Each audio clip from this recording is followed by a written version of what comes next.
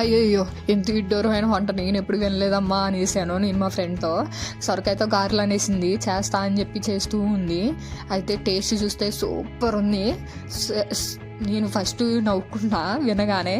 కానీ చూడండి ఎంత బాగున్నాయి అంటే అంత బాగున్నాయి. చెప్పేస్తాను ఎలా చేసుకోవాలో. సొరకాయని పైన తొక్క తీసేసి దాని లోన ఉన్న గుజ్జు తీసేసి పేస్ట్ కింద వేసుకొని వరిపిండి తీసుకొని వరిపిండిలో ఈ పేస్ట్ వేసి తగినంత ఉప్పు, తగినంత కారము, జీలకర్ర, ఇంకా అన్ని కరివేపాకు, ఆనియన్స్ పొడవు కట్ చేసుకోవాలి. ఆనియన్స్ కూడా వేసుకొని చపాతీ పిండికి ఎలా కలుపుకుంటామో అలా కలిపేసి ముద్ద పెట్టేసుకుంది. పక్కన కవర్ తీసుకుంది. ఆ కవర్కి ఆయిల్ రాసి చిన్న చిన్న చపాతీల కింద చేసింది.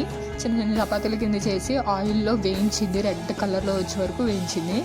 ఎంత బాగున్నాయి అంటే అబ్బాబ్బా ఎంత బాగున్నాయి అంటే బాబు అనుకున్నా. ఎంత బాగా చేసిందంటే అంత బాగా చేసింది. అసలు సూపర్ ఉందండి. టేస్ట్ అయితే అదిరిపోయింది. మీరు కూడా ట్రై చేసింది మరి.